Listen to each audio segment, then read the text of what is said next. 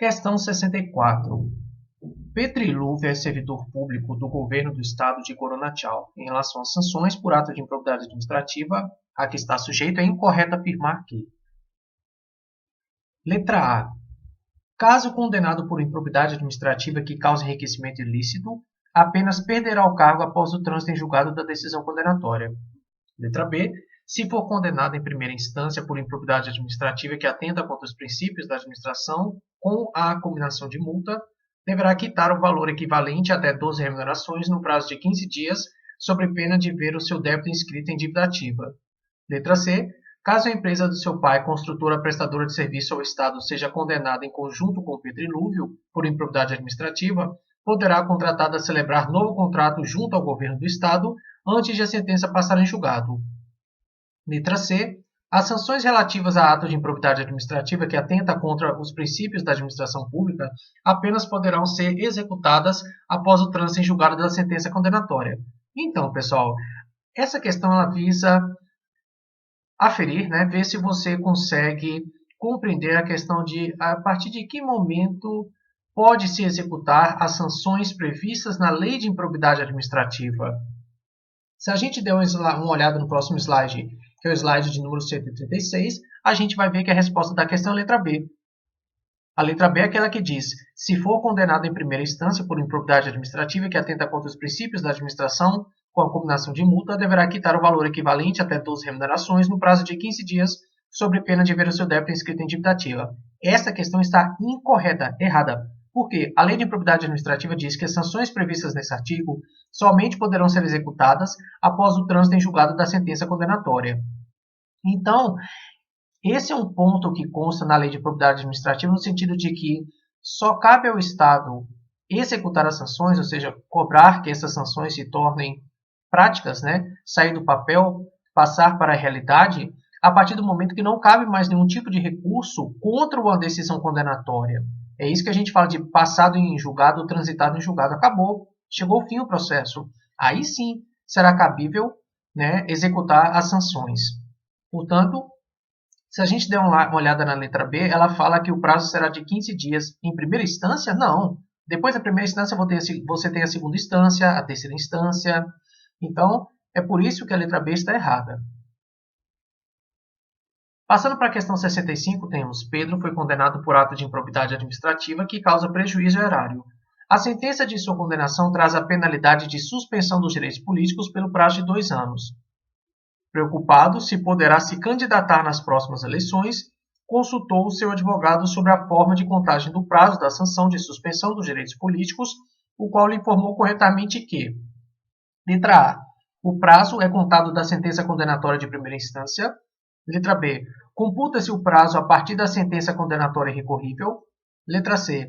Computar-se-á retroativamente o intervalo de tempo entre a decisão colegiada e o trânsito em julgado da sentença condenatória. Letra D. Computar-se-á retroativamente o intervalo de tempo entre a decisão de primeira instância e o trânsito em julgado da sentença condenatória. E aí, será que você faz alguma ideia de como é feita a contagem desse prazo? Observe que muitos políticos ficam preocupados, quando eles são condenados à suspensão de seus direitos políticos, eles não podem se candidatar, e aí eles ficam preocupados com a questão do prazo, Por quanto tempo isso vai se sustentar? E a partir de quando se conta, a partir de quando se faz a contagem e até quando essa contagem é feita? Ou seja, quando acaba essa suspensão dos direitos políticos? Passando para o próximo slide, a gente vai ver o seguinte: a resposta é a letra C. Por quê? O artigo 12, em seu parágrafo 10º, diz: para efeitos de contagem do prazo da sanção de suspensão dos direitos políticos, computar-se-á retroativamente o intervalo de tempo entre a decisão colegiada e o trânsito em julgado da sentença condenatória. Então, vamos imaginar o seguinte cenário: um político ele é condenado, ou um servidor, que seja, uma pessoa é condenada e tem os seus direitos políticos suspensos. Ela é condenada na primeira instância, daí ela recorre, e isso daí vai para a segunda instância, e aí você vai ter um grupo de juízes que vai julgar o seu caso. Aí o grupo de juízes, eles emitem a sua decisão, isso já é segunda instância, e aí a pessoa resolve recorrer, isso aí vai para a terceira instância. Mas e aí? Como é que é feita essa contagem da suspensão dos direitos políticos? A Lei de Improbidade Administrativa diz que a gente vai voltar no tempo e vai computar, inclusive, o intervalo de tempo entre a decisão colegiada e o trânsito em julgado da sentença condenatória. O trânsito em julgado da sentença condenatória é no momento que não cabe mais nenhum recurso, que o processo chega a fim. Porque imagina, se, por exemplo, o cara ficasse recorrendo lá na primeira, segunda instância, chegasse à terceira instância e passaram-se, sei lá quantos anos, né? Vamos dizer que se passaram, sei lá, 6 anos. Aí, transitou em julgado, não cabe mais recurso depois de 6 anos. Aí, agora sim que que vai se começar a contar essa questão da suspensão dos direitos políticos. O cara já ficou todo aquele tempo para trás e agora ainda vai ficar mais para frente? Não. A lei de propriedade administrativa diz que computar-se-á retroativamente o intervalo de tempo entre a decisão colegiada, a gente pode supor, por exemplo, numa segunda instância, e o trânsito em julgado da sentença condenatória. Digamos que a última instância, né, que seja o TSE, ou talvez o STF, né, enfim. Então a gente tem que lembrar disso, que como é que é feita essa contagem do prazo de sanção e suspensão dos direitos políticos? Computar-se-á retroativamente o intervalo de tempo entre a decisão colegiada e o trânsito em julgado da sentença condenatória. A letra C dizia isso. Computar-se-á retroativamente o intervalo de tempo entre a decisão colegiada e o trânsito em julgado da sentença condenatória. A questão 66, diz o seguinte: a posse e o exercício de agente público ficam condicionados à apresentação de declaração de imposto de renda e proventos de qualquer natureza. Sobre a aludida regra, é correto afirmar que a. O declarante, a seu critério, poderá entregar cópia da declaração anual de bens apresentada à Delegacia da Receita Federal na conformidade da legislação do imposto sobre a renda e proventos de qualquer natureza, com as necessárias atualizações. Letra B. Apenas cabe a apresentação de declaração que tenha sido apresentada à Secretaria Especial da Receita Federal do Brasil. Letra C. O declarante deverá entregar cópia da declaração anual de bens apresentada à Delegacia da Receita Federal. E letra D. Cabe a apresentação de declaração diversa da que tenha sido apresentada à Secretaria Especial da Receita Federal do Brasil. O cara ele vai assumir um cargo, ele tem que apresentar, né, essa declaração de bens, essa lista com os bens dele. Mas que tipo de declaração será que é essa? No próximo slide a gente vai ver que o artigo 13 diz: a posse e o exercício de agente público ficam condicionados à apresentação de declaração de imposto de renda e proventos de qualquer natureza que tenha sido apresentada à Secretaria Especial da Receita Federal do Brasil, a fim de ser arquivada no serviço de pessoal competente. Então, o que acontece? O cara ele vai tomar posse, mas ele tem que apresentar, né, a declaração de imposto de renda que ele fez lá na época para o leão. Né?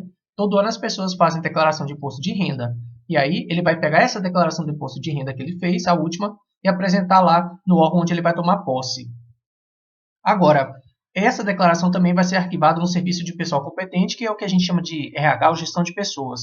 Anteriormente, a lei de propriedade administrativa ela não exigia que fosse aquela mesma declaração que a gente apresenta para a Receita Federal. Agora não. Agora tem que ser essa mesma declaração que é apresentada à Secretaria Especial da Receita Federal do Brasil. Portanto, a resposta é a letra B, que diz: apenas cabe a apresentação de declaração que tenha sido apresentada à Secretaria Especial da Receita Federal do Brasil. Passando para a questão 67, nós temos: em relação à lei de propriedade administrativa, analise o item seguinte. A declaração de imposto de renda e proventos de qualquer natureza será atualizada semestralmente e na data em que o agente público deixar o exercício do mandato, do cargo, do emprego, da função. Então, veja bem. O cara ele vai tomar posse, como a gente viu na questão anterior, ele tem que fazer a apresentação dessa declaração de imposto de renda. Mas basta isso? Não. Ele também vai apresentar essa declaração de imposto de renda em outros momentos. No entanto, há uma falha nessa questão, por isso ela está errada. É que o parágrafo 2º do artigo 13 diz que a declaração de bens a que se refere o caput desse artigo será atualizada anualmente. E a questão falou semestralmente. E também na data em que o agente público deixar o exercício do mandato, do cargo, do emprego ou da função. Até mesmo para ver a evolução patrimonial desse cara, né? Para ver se é compatível com os rendimentos dele enquanto ele exercia o cargo público. O cara ficou, de repente, bilhardário, né? Milionário. Será que faz sentido com base nesse emprego que ele tinha, com base nessa remuneração que ele tinha no cargo público? Então é importante para a gente averiguar também a questão da evolução do patrimônio do cara. Mas o erro está na questão de falar semestralmente, atualizada semestralmente. Quando a gente viu, ela será atualizada anualmente, essa declaração de bens, e também quando ele deixar o exercício do mandato, do cargo, do emprego ou da função. A questão 68 diz: quanto à Lei 8.429, qual a pena para aquele que se recusar a prestar a declaração de bens dentro do prazo determinado? A. Demissão. B. Suspensão dos direitos políticos. C. Repreensão. E D. Até colher salários mínimos. A gente vai ver que é a letra A, a resposta, né? Que trata da demissão. O parágrafo 3º do artigo 13º diz: será penado com a pena de demissão, sem prejuízo de outras sanções cabíveis, o agente público que se recusar a prestar a declaração dos bens a que se refere o caput desse artigo dentro do prazo determinado ou que prestar declaração falsa. Então, ficar atento a isso porque cabe a pena de demissão, mas também cabe outras sanções cabíveis, e não somente a pena de demissão. Mas, a princípio, ele será penado com a pena de demissão. E ele tem que apresentar ela dentro do prazo determinado, ou então ele deve prestar.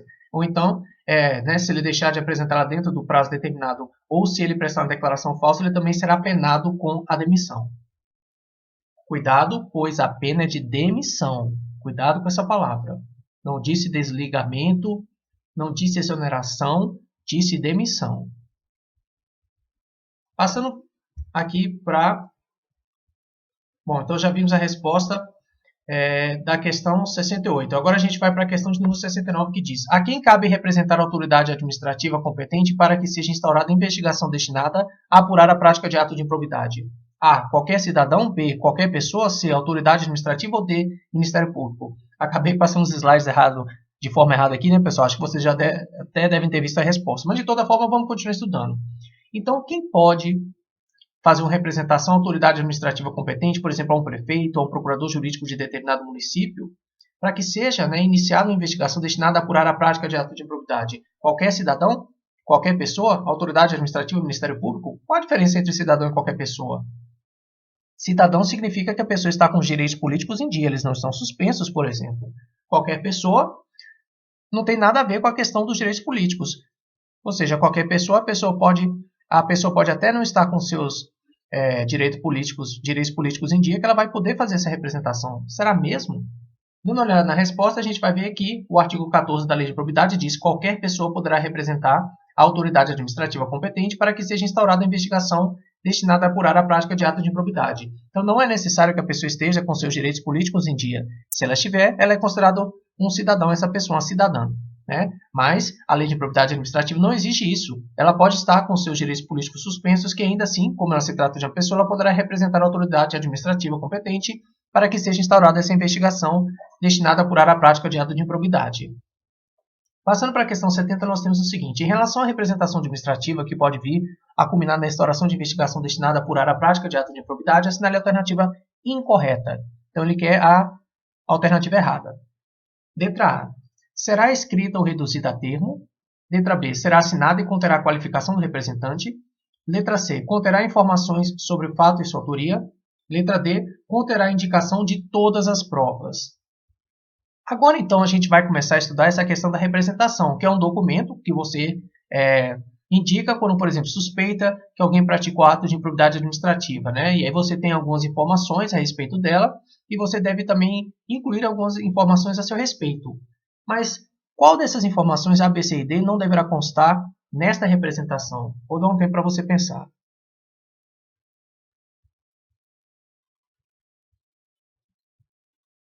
E aí, você já sabe da resposta? Passando para o próximo slide, nós temos a resposta, que diz o seguinte: o artigo 14, em seu parágrafo, fala: a representação, que será escrita ou reduzida a termo e assinada, conterá a qualificação do representante, as informações sobre o fato e sua autoria e a indicação das provas de que tenha conhecimento. Por que a letra D está errada? Que diz que conterá a indicação de todas as provas. Todas as provas não, somente as provas de que tenha conhecimento.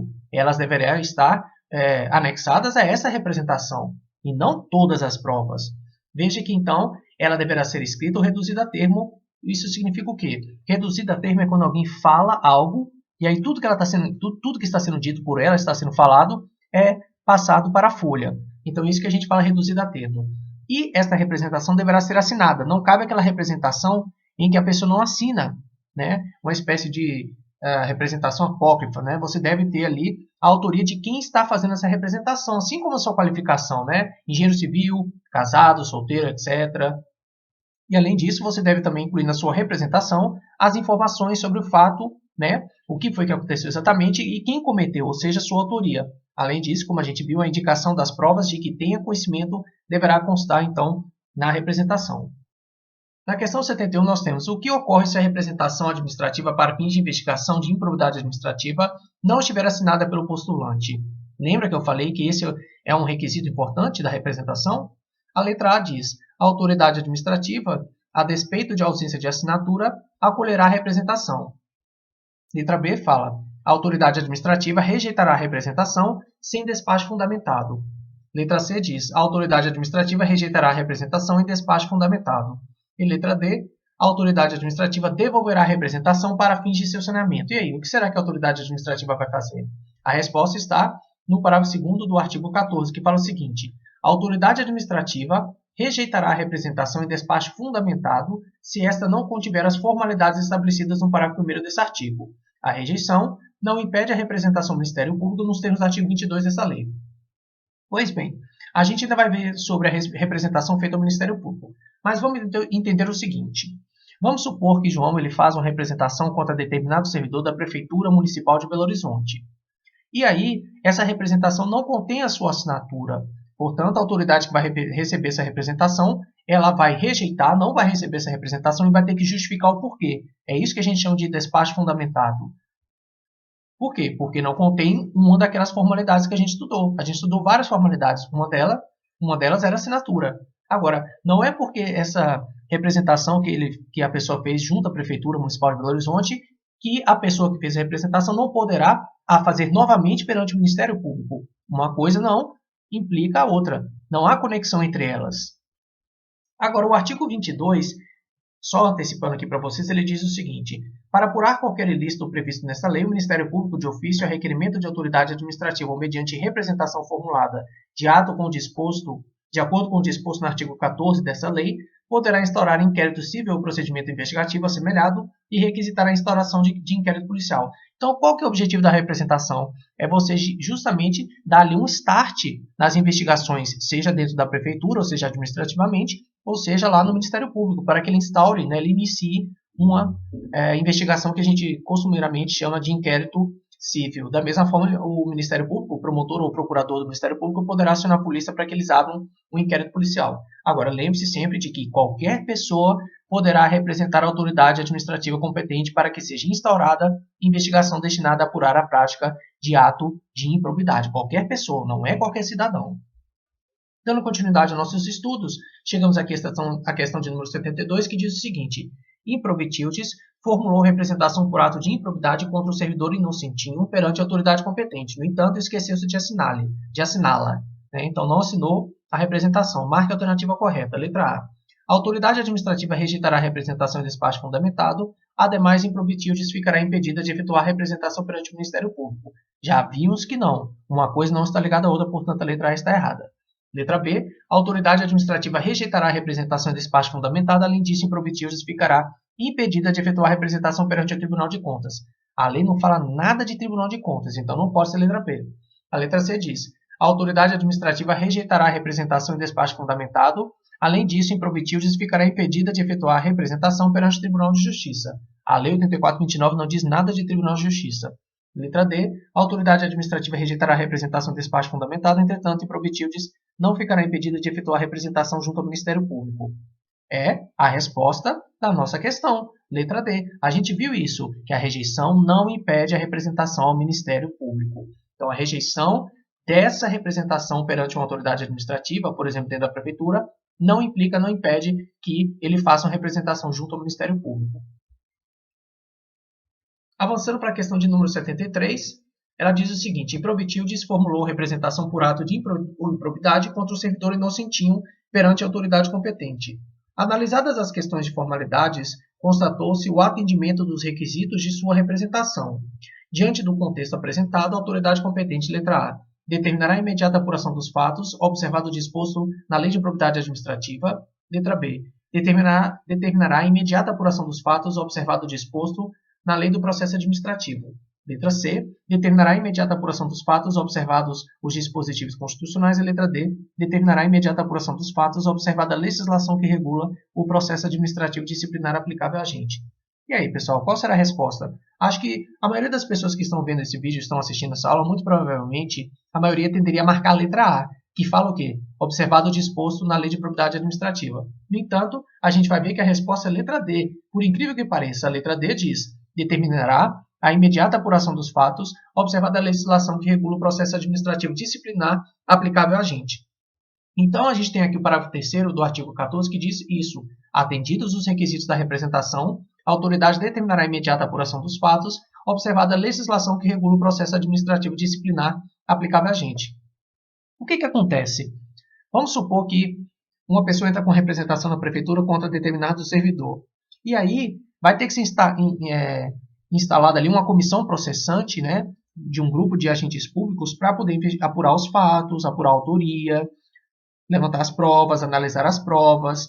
Mas qual é o rito? Qual é o procedimento? Qual é o passo a passo que essa comissão processante ela irá seguir? É como disse a Lei de Improbidade Administrativa.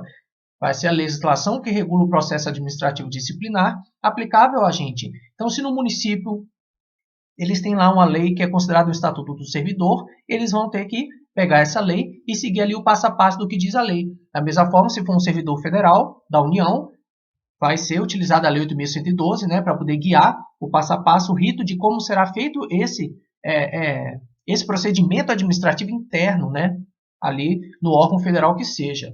Então, a Lei de Improbidade Administrativa ela não traz esse passo a passo. É por isso que ela diz que será observada a legislação que regula o processo administrativo disciplinar aplicável ao agente. Chegamos à questão de número 74, que diz o seguinte, dando um tempo para vocês lerem.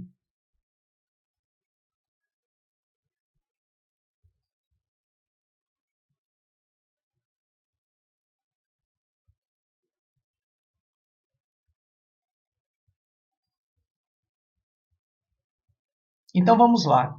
A questão 74 diz o seguinte: quanto à apuração dos fatos relacionados a atos de improbidade administrativa da Lei 8.429, de 2 de junho de 1992, estabelece que a. Previamente a seu início, a comissão processante dará conhecimento ao Ministério Público ou ao Tribunal ou Conselho de Contas da existência de procedimento administrativo para apurar a prática de ato de improbidade.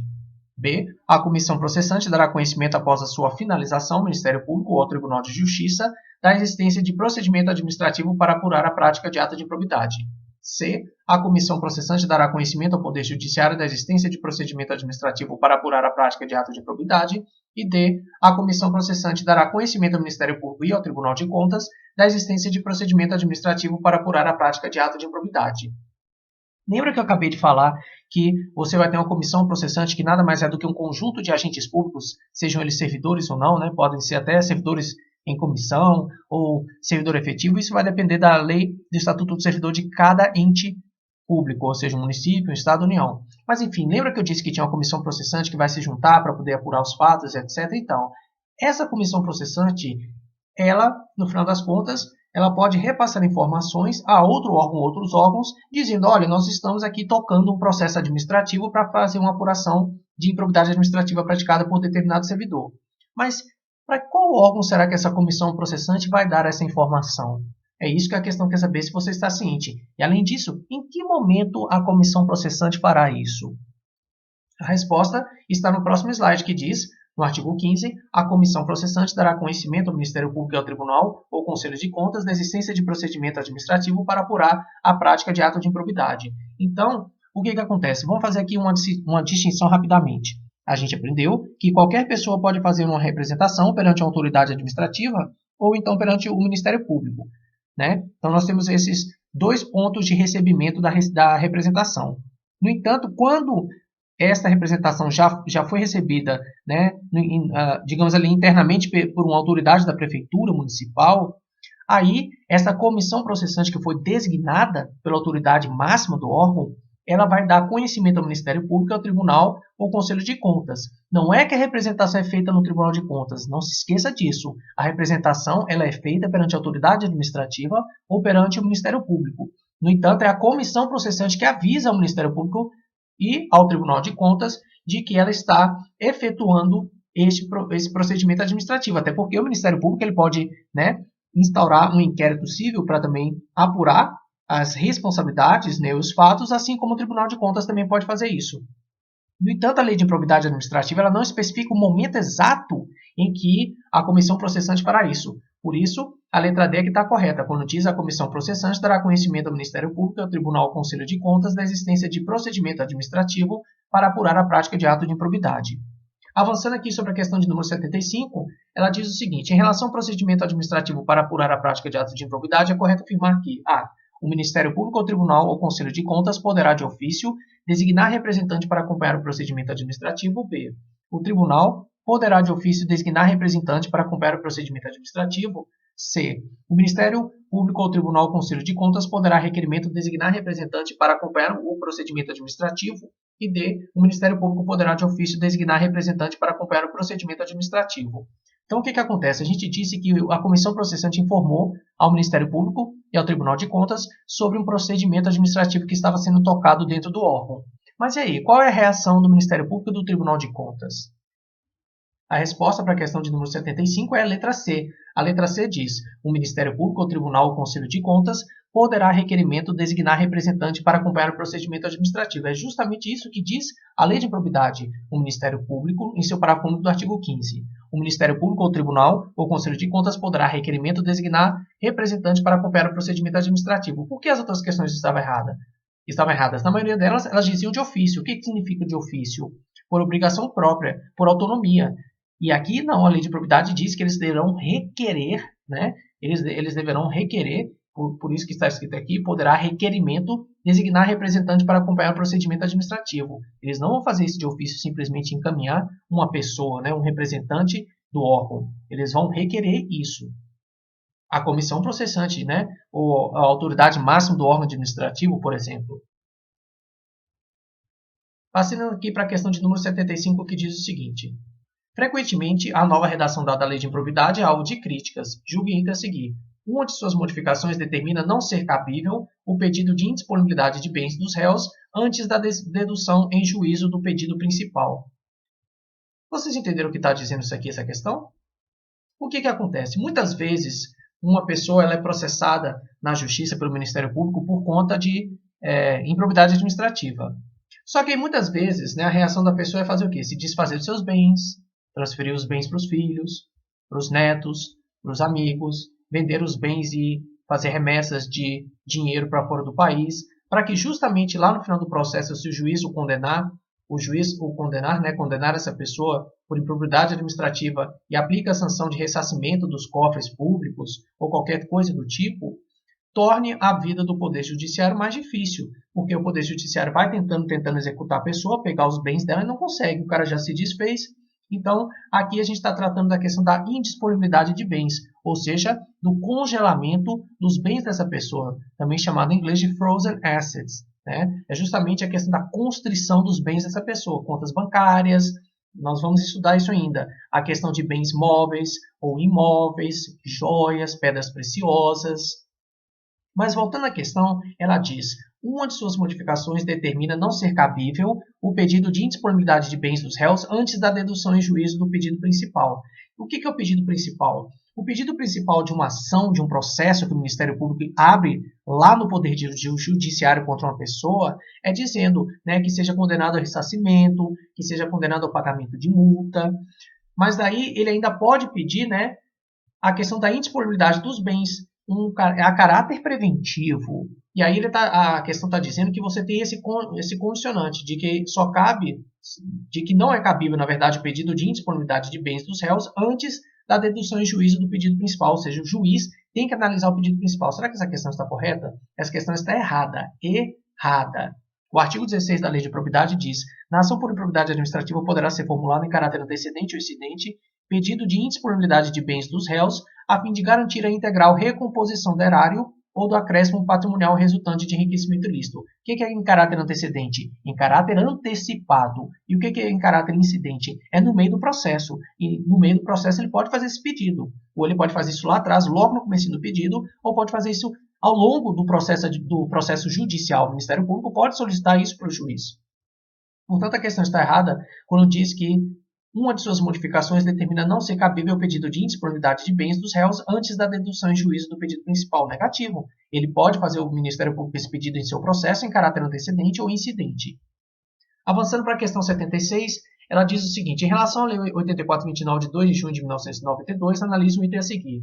A nova lei de improbidade administrativa concede poderes para que a autoridade administrativa decrete a indisponibilidade de bens dos réus a fim de garantir a integral recomposição do erário ou do acréscimo patrimonial resultante de enriquecimento ilícito. Vamos supor que a autoridade administrativa aqui é um prefeito.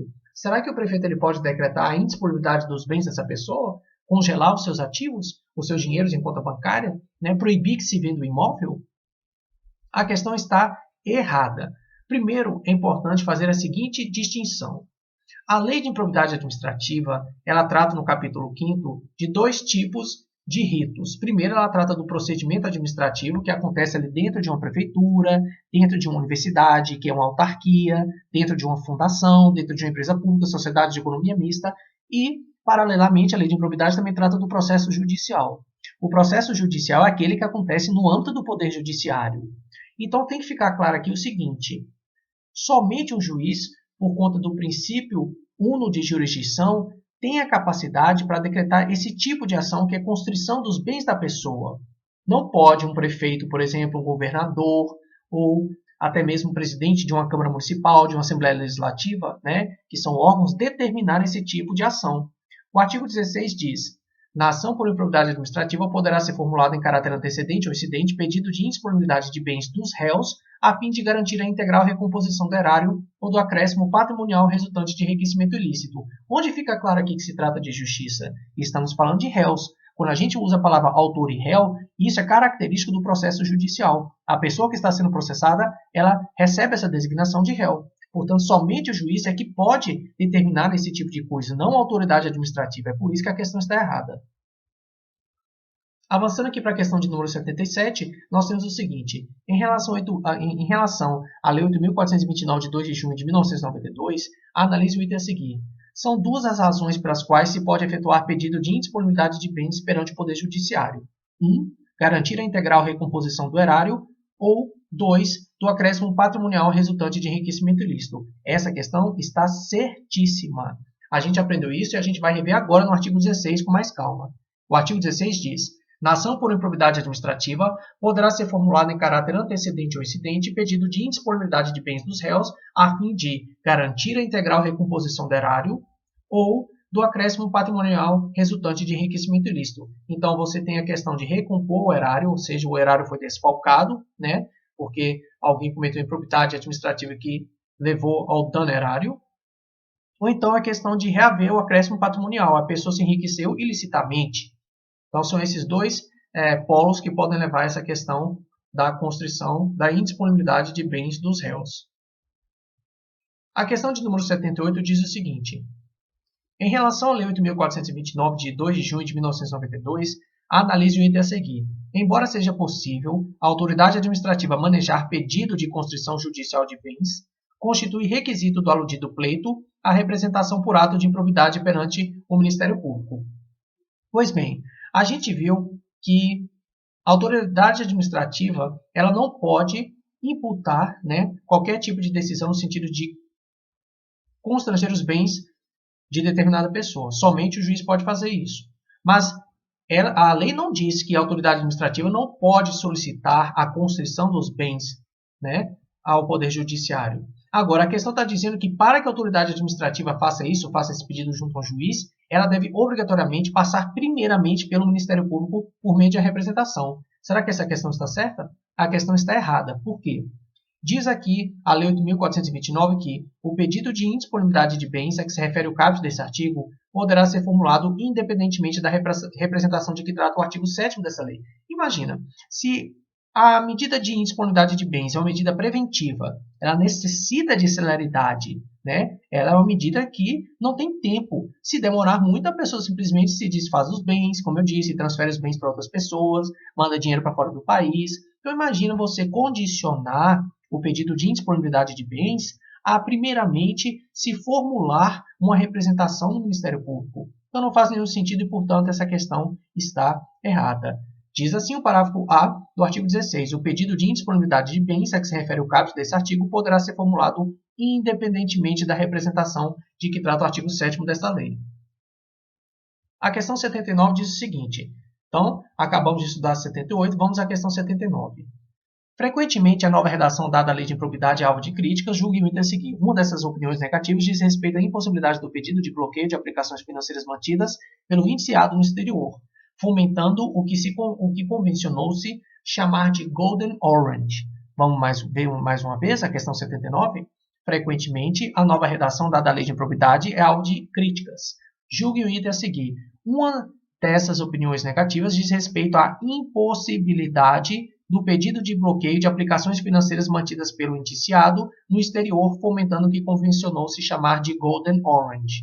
E aí, pessoal, essa laranja dourada, será que procede essa informação de que não se pode atacar os bens, né, as aplicações financeiras do indiciado por improbidade administrativa fora do país? O cara tem dinheiro lá nas Ilhas Virgens, o cara tem dinheiro lá no Canadá, o cara tem dinheiro em qualquer outro país. Será que é possível atacar esses bens? Essa questão está certa ou errada? A resposta é que a questão está errada. Por quê? O parágrafo 2º do artigo 16 da Lei de Improbidade diz o seguinte: quando for o caso, o pedido de indisponibilidade de bens a que se refere o caput desse artigo incluirá a investigação, o exame e bloqueio de bens, contas bancárias e aplicações financeiras mantidas pelo indiciado no exterior, nos termos da lei dos tratados internacionais. Ora, o Brasil possui tratados internacionais com diversos países. É por isso que a lei de improbidade ela possibilita que se ataque essas contas bancárias e aplicações financeiras, mesmo que estejam fora do país. O Brasil, ele entra em contato com a Argentina, né? Manda ali uma decisão judicial aqui de um juiz brasileiro para a Argentina, e aí eles tentam buscar justamente esses bens da pessoa que estão alocados fora do país. Portanto, a questão está errada. A questão 80 diz, em relação à construção judicial de bens descrita na lei de improbidade, analise o item seguinte. Lei e tratados nacionais darão norte para fins de execução da indisponibilidade de bens extrafronteiriços, ou seja, bens que estão fora do Brasil. Será que essa questão está certa? Essa questão está errada. Por quê? Por causa de uma palavrinha simples. No finalzinho do parágrafo 2º do artigo 16, nós temos nos termos da lei e dos tratados internacionais. E a questão diz lei e tratados nacionais. Então vamos ficar muito atentos a esses pequenos detalhes, porque é o tipo de questão que pode te puxar o tapete. Avançando para a questão 81, nós temos, em relação à construção judicial de bens descrita na lei de improbidade, são requisitos a serem atendidos, exceto. Então vamos ver aqui agora os requisitos que devem ser atendidos para essa questão de indisponibilidade ou construção judicial de bens. Letra A, representação perante o Ministério Público. Letra B, perigo de dano irreparável é o resultado útil do processo. Letra C, oitiva prévia do réu em 5 dias. Letra E, probabilidade da ocorrência dos atos descritos na petição inicial com fundamento nos respectivos elementos de instrução. Então, quando for feito esse tipo de pedido de constrição judicial de bens no Poder Judiciário, você tem uma série de requisitos a serem atendidos. E a questão pergunta, desses que eu estou citando, qual deles não é um dos requisitos? E aí, você faz alguma ideia? Passando para o próximo slide, nós vamos ver que a resposta é a letra A. Inclusive, se a gente voltar aqui para essa questão 81 e ler a letra A que fala representação perante o Ministério Público, a gente já viu, pessoal. Não cabe condicionar o pedido de constrição judicial de bens a uma representação perante o Ministério Público, porque a constrição judicial de bens não tem tempo, ela tem que ser feita de imediato, antes que a pessoa se desfaça dos bens e tome todas aquelas atitudes que eu citei anteriormente. Vamos dar uma olhada então aqui no que diz a Lei de Improbidade Administrativa. O parágrafo 3º do artigo 16 diz: o pedido de indisponibilidade de bens a que se refere o caput desse artigo apenas será deferido mediante a demonstração, no caso concreto, de perigo de dano irreparável ou de risco ao resultado útil do processo, desde que o juiz se convença da probabilidade da ocorrência dos atos descritos na petição inicial, com fundamento nos respectivos elementos de instrução após a oitiva do réu em 5 dias. Então, observe que a gente tem aqui uma série de requisitos a serem atendidos. Primeiro, quem está fazendo esse pedido de congelamento de bens deve demonstrar, né, que esse caso em específico, que eles chamam de caso concreto, ele se trata de perigo de dano irreparável. Depois que a pessoa se desfez dos bens, já era, não há mais como ressarcir os cofres públicos. Ou então, de risco ao resultado útil do processo, né? Lá no final, o juiz demanda que o réu ele cumpra tal decisão, mas já era. O cara já se desfez dos bens, não há mais como você pôr em prática aquela decisão judicial. Além disso, o juiz ele deve se convencer da probabilidade da ocorrência dos atos descritos na petição inicial com fundamento nos respectivos elementos de instrução. O que é instrução mesmo? É a etapa em que você apresenta provas, testemunhas, etc. Então, o Ministério Público ele tem que... O Ministério Público não. Quem fizer esse pedido, no final das contas, né, de pedido de indisponibilidade de bens, que na maioria das vezes é sim o Ministério Público, ele deve apresentar a sua petição inicial bem fundamentada, apontando todos os elementos para convencer o juiz. E, além disso, há um ponto importante aqui na lei de probidade administrativa, que acredito eu vai ser um dos pontos mais cobrados nas provas a partir de agora, que é a questão da oitiva do réu em 5 dias. O que é oitiva? É você escutar primeiramente o réu no prazo de 5 dias antes de você decretar o pedido de indisponibilidade de bens. Então, agora, na lei de probidade administrativa, ela obriga, né, e a gente vai ver essa relativização daqui a pouco, mas, a princípio, a lei de probidade administrativa ela obriga que se escute primeiro o réu antes de decretar a indisponibilidade dos seus bens, e o prazo é em 5 dias úteis. A questão 82 diz o seguinte: em relação à lei de probidade administrativa, analise o item seguinte. O pedido de indisponibilidade de bens somente será feito através da demonstração por parte do pleiteante de perigo de dano irreparável de risco ao resultado útil do processo, desde que o Ministério Público se convença da probabilidade da ocorrência dos atos descritos na petição inicial, com fundamento nos respectivos elementos de instrução, após o oitivo do réu em 10 dias. Essa questão apresenta 2 erros. Primeiro, desde que o juiz se convença da probabilidade da ocorrência, não do Ministério Público, e o prazo é de 5 dias e não 10 dias. A questão 83 diz: em relação à lei de probidade administrativa, analise o item seguinte. Não cabe a indisponibilidade de bens ser decretada sem oitiva prévia do réu. Veja, acabamos de aprender que você só pode decretar a indisponibilidade de bens do réu com a oitiva prévia dele. No entanto, essa questão está errada porque há uma exceção. Há uma exceção que a lei de improbidade administrativa traz. Está lá no parágrafo 4º do artigo 16 e fala assim: a indisponibilidade de bens poderá ser decretada sem a oitiva prévia do réu, sempre que o contraditório prévio puder comprovadamente frustrar a efetividade de medida ou houver outras circunstâncias que recomendem a proteção liminar, não podendo a urgência ser presumida. Vamos ler mais uma vez.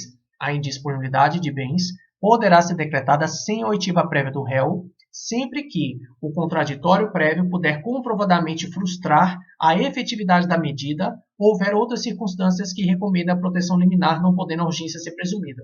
Pois bem, lembra da questão da oitiva, que é você chamar o réu para escutar ele, para ele dar a sua versão dos fatos? Quando ele dá a sua versão dos fatos, a gente chama isso de contraditório. É um contraditório prévio porque a sua versão dos fatos é dada antes do juiz emanar uma ordem no sentido de congelar os seus bens.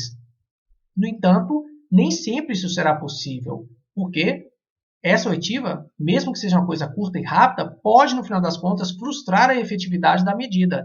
Primeiro você chama o réu, ele vai lá dar a sua versão dos fatos, enquanto isso os advogados e os procuradores do réu vão vender os seus bens, vão despachando seus bens, os seus ativos, os seus recursos, tudo para fora do país, vão comprando apólices de seguro e todos os outros tipos de medida, que aí acaba frustrando a efetividade da medida. Ou você tem qualquer outro tipo de circunstância, né, que recomendem de imediato você já dar essa proteção liminar, que é congelar os bens do réu.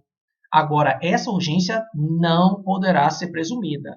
A lei de improbidade administrativa não gosta muito dessas questões de presunção, presumir coisas. Essa urgência não poderá ser presumida. Passando para o próximo slide, estamos na questão de número 84, que diz o seguinte: em um pedido judicial de constrição de bens com fulcro em dispositivo da lei de improbidade administrativa, foi alegado pelo postulante que a oitiva prévia do indiciado poderia comprometer a efetividade da decisão judicial. Neste caso, o juiz está adstrito aos comandos do mencionado diploma e deverá decretar a indisponibilidade independentemente do princípio do livre convencimento. E aí, pessoal, essa questão está certa ou errada? Essa questão está errada. Por quê? Quando se fala que o juiz deverá, deve-se tomar muito cuidado. A indisponibilidade de bens ela poderá ser decretada sem oitiva prévia do réu. Mas se tratou da questão de que se pode frustrar a efetividade da medida ou alguma circunstância que recomende a proteção liminar.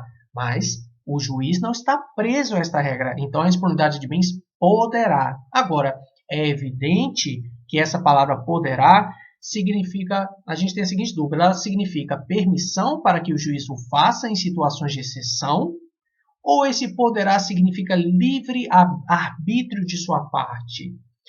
Essa questão, inclusive, na minha opinião, vai ser muito debatida aí mais à frente, né, por se tratar de um dispositivo novo da Lei de Probidade Administrativa nos tribunais superiores. Mas, de toda forma, por mais que se trate de uma questão polêmica, eu quis trazê-la aqui para chamar a atenção de vocês quando vocês estiverem estudando a Lei de Improbidade Administrativa. Passando para frente, chegamos à questão de número 85, que diz assim: em um pedido judicial de constrição de bens com fulcro e dispositivo da Lei de Improbidade Administrativa, foi alegado pelo postulante que a oitiva prévia do indiciado poderia frustrar a efetividade da medida de indisponibilidade. Neste caso, apenas se o contraditório prévio puder comprovadamente frustrar a efetividade da medida ou houver outras circunstâncias que recomendam a proteção liminar, é que caberá o deferimento da solicitação. Essa questão está certa, porque ele citou justamente o que a gente acabou de ver, que dizia o quê? Sempre que o contraditório prévio puder comprovadamente frustrar a efetividade da medida, ou houver outras circunstâncias que recomendam a proteção liminar, não podendo a urgência ser presumida. Partindo para o artigo 86, ou a questão 86, nós temos o seguinte: para um pedido judicial de constrição de bens com fulcro em dispositivo da Lei de Improbidade Administrativa, a urgência poderá ser presumida. Já vimos que não, pessoal. Já vimos que a urgência não poderá ser presumida, portanto, a questão de número 86 está errada, conforme o parágrafo 4º do artigo 16, em sua parte final. Passando para a questão de número 87, nós temos: a chamada nova Lei de Improbidade Administrativa trouxe inovações quanto ao texto anterior. Uma dessas novidades é a de que o montante de bens do réu declarado indisponíveis deverá estar em consonância com o valor do dano erário ou em conformidade com aquele para o qual alega-se ser proveniente de enriquecimento ilícito. E aí, pessoal? Quando o promotor, o procurador do Ministério Público, ele ingressa com sua petição inicial, com seu processo de improbidade administrativa no Poder Judiciário, ele aponta lá um valor, né, X, correspondente ao dano erário ou talvez enriquecimento ilícito. E aí ele pode, por exemplo, solicitar a constrição dos bens desse réu. Será que o valor que pode ser congelado do réu deve estar em consonância com aquele valor que o Ministério Público apontou como o de enriquecimento ilícito ou o relativo ao dano erário? A questão está certa. Por quê? O parágrafo 5º do artigo 16 diz que se houver mais de um réu na ação, a somatória dos valores declarados indisponíveis não poderá superar o montante indicado na petição inicial como dano erário ou como enriquecimento ilícito. Então, a questão está correta. Passando para a questão 88, ela diz o seguinte: a Lei de Improbidade Administrativa determina que, se houver mais de um réu na ação, a somatória dos valores declarados indisponíveis não poderá superar o montante indicado na petição inicial como dano erário ou como enriquecimento ilícito. No entanto, é sabido que, independentemente do número de réus na ação, o valor da indisponibilidade considerará a estimativa de dano indicada na petição inicial. Será que é isso mesmo, pessoal? A resposta é sim, está correta. O parágrafo 6º diz, do artigo 16, o valor da indisponibilidade considerará a estimativa de dano indicada na petição inicial, permitida a sua substituição por caução idônea, por fiança bancária ou por seguro-garantia judicial, a requerimento do réu, bem como a sua readequação durante a instrução do processo. O que acontece? Às vezes o réu ele teve alguma coisa congelada, né, que ele não vai poder mais movimentar, como por exemplo, sei lá, um dinheiro na conta bancária. Ele pode substituir, né, esse dinheiro por uma caução idônea, por uma fiança bancária ou por seguro-garantia judicial, a requerimento dele mesmo. Então, ele faz essa solicitação ao réu, para o juiz pedindo, né, peraí, doutor, vamos aqui substituir, então, esse valor meio que está indisponível aí, né, por outro tipo de ativo, né. Além disso, ele também pode citar, ele pode pedir ao juiz a sua readequação durante a instrução do processo. O que é readequação? Às vezes ele fala, peraí, doutor, esse valor de 10 milhões aqui está excessivo, o valor não é esse, né. Além disso, isso daí, a questão do pedido de readequação é feito durante a instrução do processo. O que é a instrução do processo? É a etapa em que se apresentam as provas, ou até mesmo se houve testemunhas, ou se apresentam pareceres e coisas do tipo. Passando para a questão de número 89, temos o seguinte: em relação à Lei de Improbidade Administrativa, julgue o item a seguir. O juiz poderá, de ofício ou a pedido do Ministério Público, determinar a readequação ou a substituição do valor da indisponibilidade por caução idônea, por fiança bancária ou por seguro-garantia judicial. Essa questão está errada. Por quê? É isso daí que a gente acabou de estudar, é a requerimento do réu, a pedido do réu. Não pode o juiz ou o Ministério Público, né, decretar nada de ofício.